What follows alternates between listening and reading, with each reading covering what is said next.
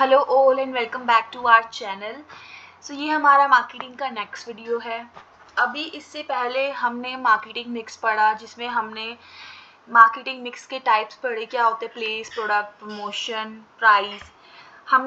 मैंने उसमें pricing strategies भी मेंशन किए थे, लेकिन उन्होंने डीप में नहीं पढ़ाया था क्योंकि मुझे इसके लिए एक सेपरेट वीडियो बनाना था। तो आज हम इस वीडियो में जो भी हमारी प्राइसिंग स्ट्रैटेजीज है उन्हें डीप में समझेंगे कि क्यों ये यूज़ करते हैं, इनके पीछे क्या रीजंस है। और देखो, प्राइसिंग जो है अपने आप में ही एक वास्ट टॉपिक है। प्राइसिंग हम ऐसे ही नहीं रख देते कि ठीक है हमारा कॉस्ट इतना लगा और कुछ भी ऐसा मार्कअप ऐड कर दो, नहीं। प्राइसिंग डिसीजंस के ऊपर भी काफ़ी सारे ऐसे फैक्टर्स हैं जो उसके डिसीजन को अफेक्ट करते हैं, जैसे कि हमारा प्रोडक्ट इटसेल्फ, कि हमारे प्रोडक्ट का नेचर क्या है, हमारा प्रोडक्ट क्या है, क्या वैल्यू प्रोवाइड करवा रहा है, उसका क्वालिटी क्या है, ठीक है, हमने उसको बनाने के लिए कितना खर्चा किया और उसका नेचर क्या, प्रीमियम क्वालिटी का है या नॉर्मल रेंज में क्या है। तो वो चीज़ भी अफेक्ट करेगी कि उसके बेस पे हम प्राइसिंग डिसाइड करेंगे। साथ में कंपटीशन देखेंगे कि जो हमारे कंपेटिटर्स हैं वो किस प्राइस में जो है वो प्रोडक्ट प्रोवाइड करवा रहे हैं, उनका प्राइसिंग स्ट्रैटेजी क्या है, ताकि हम उसके अकॉर्डिंग अपनी प्राइसिंग स्ट्रैटेजीज बना सके और मार्केट में compete कर सके बेटरली। क्लियर। और भी काफ़ी सारे फैक्टर्स है, लाइक गवर्नमेंट। अब आप पूछेंगे गवर्नमेंट कैसे अफेक्ट करती है प्राइसिंग डिसीजन को। देखो, गवर्नमेंट की भी कुछ पॉलिसीज होती है कुछ सर्टेन गुड्स को लेकर के। अगर आपका जो प्रोडक्ट है उस सर्टेन गुड्स की रेंज में आता है, ठीक है, तो आपको जो भी गवर्नमेंट की पॉलिसीज है उन्हें ध्यान में रखना पड़ेगा। जैसे कुछ गुड्स होते हैं, लाइक कुछ नेसेसरी गुड्स होते हैं जिसमें गवर्नमेंट ने रिस्ट्रिक्शंस लगा रखी होती है कि आप इस लेवल से ऊपर प्राइस चार्ज नहीं कर सकते, बिकॉज ये नेसेसिटी है लोगों के लिए। तो इसीलिए उसके अकॉर्डिंग फिर हमें प्राइसिंग डिसाइड करना पड़ता है। और भी काफ़ी सारे फैक्टर्स हैं। आपका कंज्यूमर, मेन पॉइंट, कि आपका कंज्यूमर क्या चाहता है, वो कितना आपके गुड्स के लिए पे कर सकता है, कितना विलिंग टू पे है, उसका पॉकेट क्या बोलता है, समझ रहे हो कि वो कितना पे कर पाएगा, और उसकी परसेप्शंस क्या है आपके प्रोडक्ट को लेके, आपका प्रोडक्ट उसके लिए कितना वर्दी है, कितना वैल्यूएबल है। So these are some factors जो अफेक्ट करते हैं हमारे प्राइसिंग डिसीजन को। अब इन फैक्टर्स को ध्यान में रखते हुए हम क्या करते हैं, हम स्ट्रैटेजीज अडॉप्ट करते हैं। There are different types of strategies we have. मैंने अपने लास्ट वीडियो में जो स्ट्रैटेजीज ऐड करी थी थोड़ी कम थी, लेकिन इसमें मैंने कुछ एक्स्ट्रा स्ट्रैटेजीज भी ऐड ऑन किया है। तो आज मे भी हम ये सब स्ट्रैटेजीज कवर ना कर पाए, वीडियो बहुत लंबा हो सकता है, तो इसीलिए आज हम कुछ स्टार्टिंग की कुछ स्ट्रैटेजीज कवर करेंगे इस वीडियो में, और जो रह जाएगी वो मैं उसके लिए सेपरेट नेक्स्ट वीडियो बनाऊंगी। तो ओके, अब स्टार्ट करते हैं। So first strategy we have is penetration strategy. Penetration strategy क्या है? Penetration strategy, it refers the strategy in which price of goods and services kept low in the beginning so as to attract maximum customers and later the price is increased. समझे कि इस strategy में क्या होता है कि जब एक मान लो एक मैन्युफैक्चरर है, नया नया मार्केट में एंटर किया है उसने, और आपको पता है कि मार्केट में ऑलरेडी बहुत ज़्यादा कंपटीशन है, तो उस केस में आप स्टार्टिंग में क्या करोगे, अपने प्राइजेस कम रखोगे। हम देखते भी है कुछ बिजनेसेस जो नए नए आते हैं तो वो स्टार्टिंग में डिस्काउंट्स लेना अट्रैक्ट करने के लिए प्रमोशन स्कीम्स अडॉप्ट करते हैं और प्राइजेस जनरली लो रखते हैं दूसरे सेलर से स्टार्टिंग में। जैसे ही वो एक कस्टमर स्ट्रॉन्ग कस्टमर बेस बना लेते हैं, अब उन्हें पता है कि अब उनका अच्छा सेल हो रहा है, प्रॉफिट अर्न कर रहे हैं, अब जो कस्टमर्स उनके पास फर्स्ट टाइम आए वही अब उनके रेगुलर कस्टमर्स बन चुके हैं, फिर वो क्या करेंगे, बाद में अपना जो प्राइस है वो इंक्रीज कर देंगे। ठीक है, प्राइस क्या कर देंगे, इंक्रीज कर देंगे। बट एक चीज़ ध्यान रखना, जब भी आप प्राइसिंग स्ट्रैटेजीज बनाते हो तो आप क्वालिटी के साथ में सेक्रीफाइस नहीं कर सकते। आप चाहे अपना प्राइस ज़्यादा रखो, लो रखो, लेकिन आपको ज़रूर, एक मैन्युफैक्चरर को ज़रूरी है कि वो अपनी क्वालिटी में सेक्रीफाइस ना करे। विदाउट सेक्रीफाइसिंग इन क्वालिटी आपको ये स्ट्रैटेजीज अडॉप्ट करनी होती है। आप क्वालिटी अच्छी दे रहे हो, उसी के साथ में आप जो है प्रोडक्ट को लो या हाई प्राइस पे प्रोवाइड करवाते हो। अब अब क्या रीजंस हो सकते हैं पेनिट्रेशन प्राइसिंग प्रोवाइड करवाने के। देखो, जब या तो मार्केट में बहुत ज़्यादा कंपटीशन हो, यहाँ पे फर्स्ट पॉइंट है हाईली कंपेटिटिव मार्केट। अगर ज़्यादा कंपटीशन है अगर मार्केट में, तो अभी उनसे compete करने के लिए जो कि ऑलरेडी इतने इस्टेब्लिश्ड है, हम तो अभी नए आए हैं, ठीक है। अब उनसे अगर हमें compete करना है तो हम पहले उन्हें जानेंगे कि हमारा कंपिटिटर जो है, हमारा जो कंपटीशन है वो क्या प्राइसिंग प्रोवाइड करवा रहा है। तो हम जनरली या तो उसकी इक्वल या उससे लोअर प्राइस ही हम जो है सेट करेंगे, ठीक है। और ये इसलिए भी करते हैं ताकि हमें पता है हम अच्छा क्वालिटी दे रहे हैं, अच्छी सर्विसेज दे रहे हैं, लेकिन हम प्राइस भी लो रखते हैं उससे, ताकि हम उस कंपटीशन को मार्केट से बाहर निकाल सकें, उससे अच्छे से उससे compete कर सकें। सेकंड क्या रीज़न हो सकता है, लो प्राइस इनिशियली। हाँ, ये भी ये रीज़न में नहीं आएगा, आई डोंट नो मैंने यहाँ से क्यों लिख दिया, ठीक है। लो प्राइस रखते हैं इनिशियली, बाद में हम इंक्रीज कर देते हैं, तो this is also the factor of penetration pricing. New entrance, ये एक रीज़न है कि अगर आप मार्केट में न्यू हैं, आप नए हैं मार्केट में, तो उस केस में भी क्या करते हैं कि हम अब नए, हमें पता है कि हम अभी नए, हमारा कोई कस्टमर बेस नहीं है, हमें कोई अच्छे से नहीं जानता। उस केस में भी क्या करेंगे हम, पेनिट्रेशन प्राइसिंग, हमारे चांसेस है कि हम ज़्यादा पेनिट्रेशन प्राइजेस हमारी प्रेफरेंस रहेगी टू कैप्चर लार्ज मार्केट। वही है कि अगर हम नए हैं, हमें अभी अपना बेस क्रिएट करना है, हमें मार्केट रीच लेना है, तो इसीलिए भी हम जो है वो पेनिट्रेशन प्राइसिंग अडॉप्ट करते हैं। क्योंकि अगर आपके प्राइस कम होंगे और आपकी सर्विसेज अच्छी है, क्वालिटी अच्छी है, तो जो कस्टमर्स है वो आपकी तरफ अट्रैक्ट होंगे, जिससे कि आपकी गुडविल इंक्रीज होगी, आपका प्रमोशन होगा, आपका पब्लिक रिलेशन अच्छा डेवलप होगा, तो जिससे आपका एक लार्ज मार्केट आप कैप्चर इजीली कर पाओगे, ठीक है। कि drive competitor out of the market, competition को मार्केट से बाहर निकालने की भी एक अच्छी टेक्निक है। कि हम जब हम कभी कभी देखते हैं कि दो सिमिलर शॉप्स है, दोनों similar kind of stuff provide करवा रहे हैं मार्केट में, ठीक है। सेल लगा देते हैं कि 50% लेस, 20% लेस। जब हम देखते हैं कि हमारे सामने वाले ने 50% कर दिया, तो हम 55 कर देंगे, 25 20 कर दिया, हम 25% लेस कर देंगे। तो वो क्या है, वो भी स्ट्रैटेजीज है, जिससे कि हम ट्राई करते हैं कि हम उनसे अच्छे से बीट कर पाए और उन्हें मार्केट से बाहर कर पाए, ठीक है। तो ये भी एक स्ट्रैटेजी है कि जब आपका कंपटीशन अगर एक प्रोडक्ट है वो 50 रुपीज़ में दे रहा है और आप उसी प्रोडक्ट को 45 में दे रहे हो, तो ऑब्वियसली इससे उसका नुकसान होगा। ये तभी होगा जब आप उससे भी बेटर सर्विसेज साथ में प्रोवाइड करवाओ। कभी कभी हम देखते हैं कि अगर आप चाहे जितना भी प्राइस कम कर लो, जितना भी कर लो, उसकी गुडविल बिल्कुल भी उसको कुछ नहीं फ़र्क पड़ रहा। क्यों? क्योंकि शायद वो आपसे अभी भी काफ़ी ज़्यादा अच्छी सर्विसेज दे रहा है, मार्केट में अच्छी क्वालिटी प्रोवाइड करवा रहा है। इसीलिए प्राइसिंग में हम हर एक पर्सपेक्टिव को देखते हैं, नॉट ओनली प्राइसिंग कि वो क्या प्राइस जो है ऑफर कर रहा है, हम ये भी देखेंगे कि वो साथ में सर्विसेज क्या दे रहा है, उसका क्वालिटी क्या है, उसका प्रोडक्ट डिफ्रेंसिएशन क्या है, ठीक है। तो ये भी फैक्टर्स है जो हमें लीड करता है पेनिट्रेशन प्राइसिंग के टुवर्ड्स, ठीक है। To create strong base in the market, वही टू कैप्चर लार्ज मार्केट और to create strong base in the market.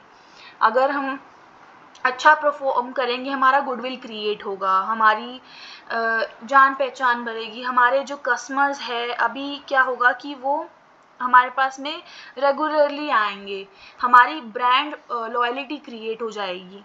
तो ये भी ये भी कुछ रीजंस है जिनकी लिए हम जो है वो पेनिट्रेशन प्राइसिंग अडॉप्ट करते हैं, ठीक है।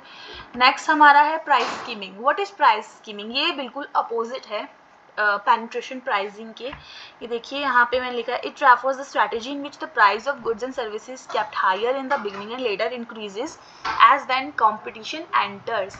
जब आपको पता है कि ठीक है आप मार्केट में बिल्कुल अकेले हो, आपका कोई कंपटीशन नहीं है, तो आप फिर भी क्या कर सकते हो, थोड़ा सा हाई प्राइस आप चार्ज कर सकते हो, इतना भी नहीं, बिल्कुल भी हाई नहीं। ये भी डिपेंड करता है कि तो आपके नेचर ऑफ प्रोडक्ट में भी डिपेंड करता है कि आपका प्रोडक्ट का क्या नेचर है।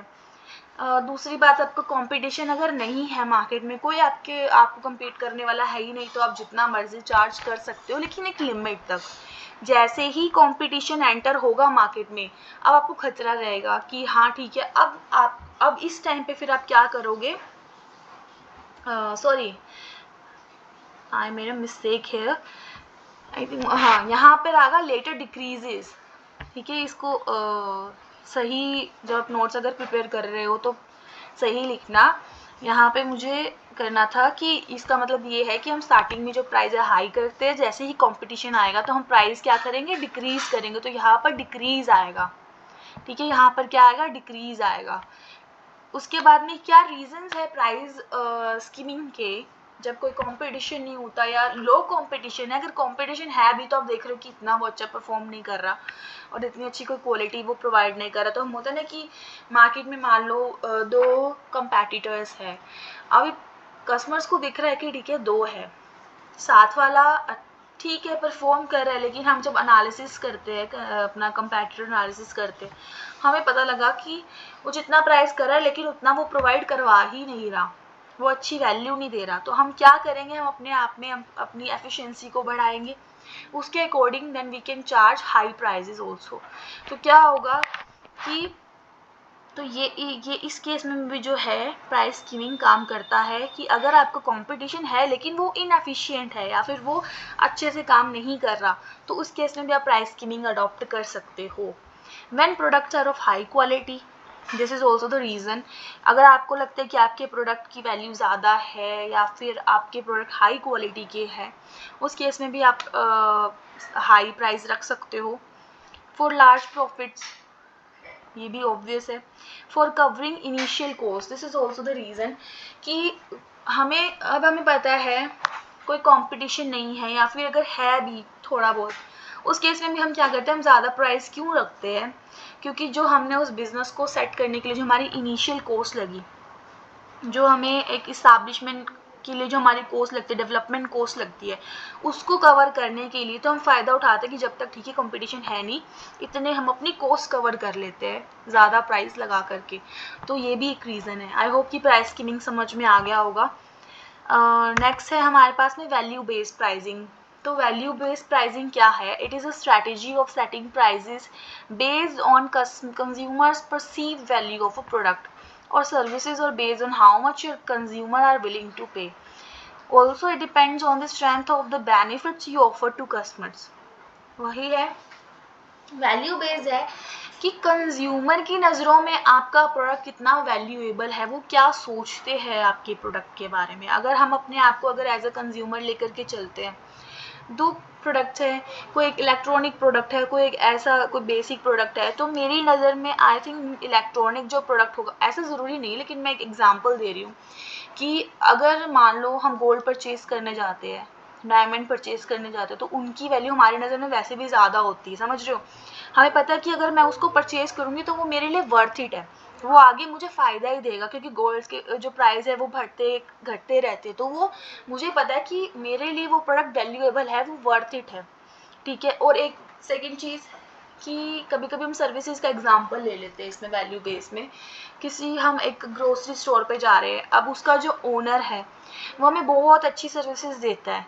ठीक है, वो एक तो उसका बिहेवियर वो हमारे साथ में अच्छा रखता है, उसका जो कंज्यूमर रिलेशन है वो काफ़ी अच्छा है, सर्विसेज अच्छी है, ऑन टाइम डिलीवरी है।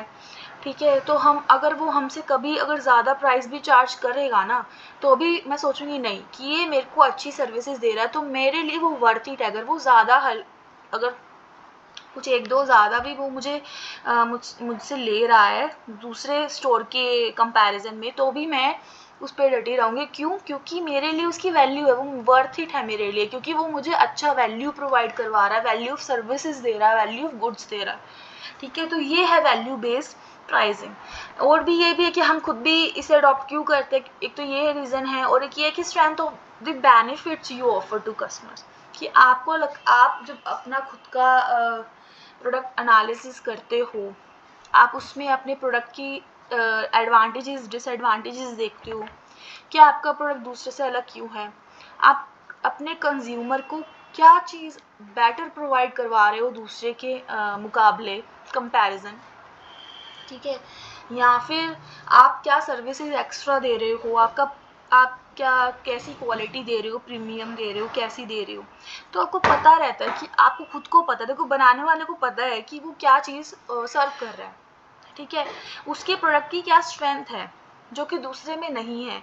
तो उस पर भी जो है हम वैल्यू बेस्ड प्राइसिंग कर सकते हैं। वैल्यू बेस्ड ये होता है कि वैल्यू बेस्ड एक तो हमें हेल्प करता है कि अगर जो लोग वैल्यू नहीं समझते, मतलब कैलकुलेट करते अपने प्रोडक्ट की, तो उनके केस में क्या होता है, कभी कभी चांस है कि वो हाई प्राइस चार्ज कर सकते हैं, अच्छा amount of profit they can earn, but उनको इस चीज़ का नॉलेज ही नहीं है कि कस्टमर के लिए आपका उनका प्रोडक्ट कितना वर्थ इट है और वो क्या वैल्यूएबल सर्विसेज वो दे रहे हैं। तो उसके बेस पे वो कर सकते हैं चाहे तो अपनी प्राइसिंग, लेकिन वो उस चीज़ को स्किप कर रहे हैं, मिस कर दे रहे हैं, तो उसकी वजह से उनको लॉस भी हो सकता है, कभी हाई प्राइस या लो प्राइस का। तो वैल्यू बेस्ड प्राइसिंग हमें हेल्प करता है, हमें हाँ जी, हमें हेल्प करता है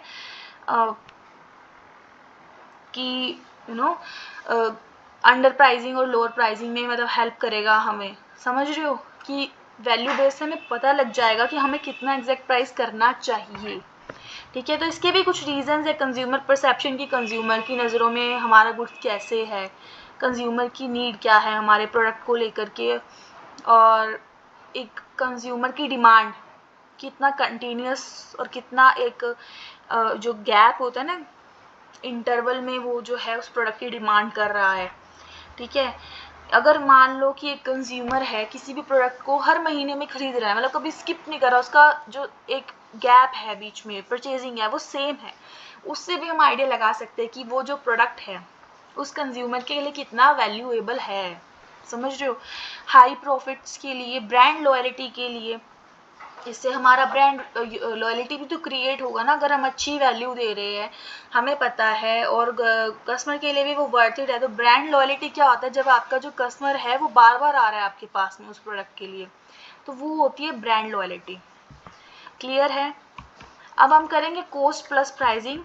हाँ जी, तो cost plus pricing is our last slide for today. It involve setting a price by adding a fixed amount or percentage to the cost of a product or markup value. cost plus pricing सबसे easiest method है समझने के लिए, सबसे easiest है।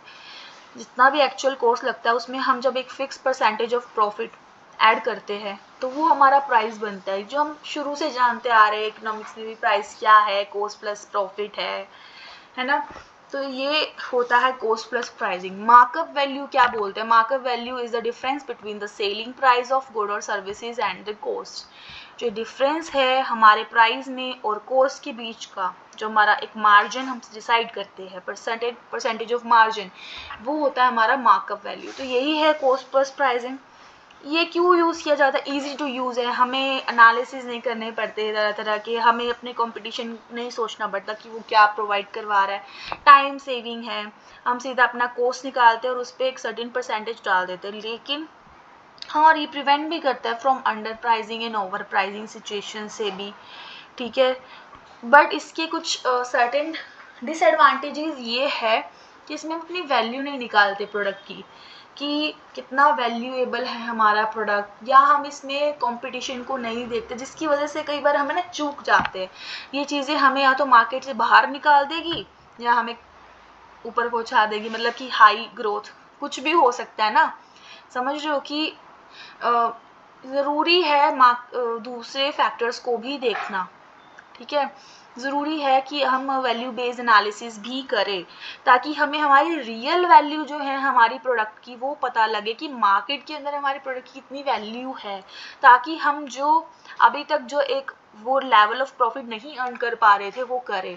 तो इसीलिए cost plus pricing के कुछ डिसएडवांटेजेस हर एक प्राइसिंग मेथड के है सर्टेन, लेकिन मैं इसका बता रही हूँ कि इसके डिसएडवांटेजेस यही है कि सीधा सिर्फ अपने कॉस्ट कैलकुलेट करना एंड सर्टेन अमाउंट ऐड करके निकाल देना, लेकिन इसको लेकिन इसमें क्या होता है कि मैन्युफैक्चरर एक्चुअल जो उसकी वैल्यू है वो नहीं निकाल पाता, जिससे कि उसको नुकसान भी हो सकता है और वही मैंने बोला प्रॉफिट भी हो सकता है, वो डिपेंड करता है।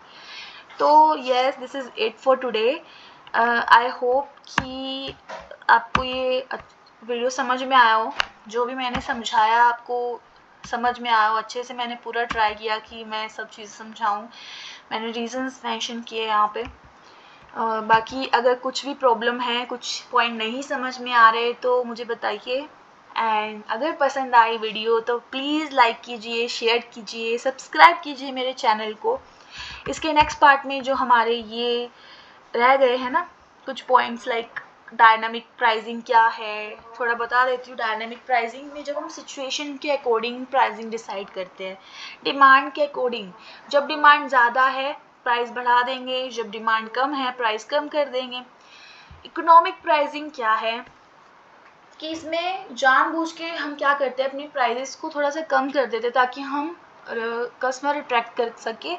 और उससे क्या होगा, अगर कस्टमर्स आएंगे हमारे पास में तो मतलब कि क्या होगा कि अगर वो हम कम दे रहे तो मतलब कि हम इसमें उन्हें एक तरफ से क्या करते हैं, इन्फ्लुएंस करते हैं कि ठीक है ये प्राइस कम है, लेकिन वो क्या करे, कुछ एक्स्ट्रा गुड्स परचेज कर ले, कुछ प्रीमियम प्राइसिंग या प्रीमियम क्वालिटी के, तो जिससे कि जो हमने कॉस्ट कम किया है प्राइस, उसका जो नुकसान है वो कवर हो जाए। तो वो तो इकोनॉमिक प्राइसिंग।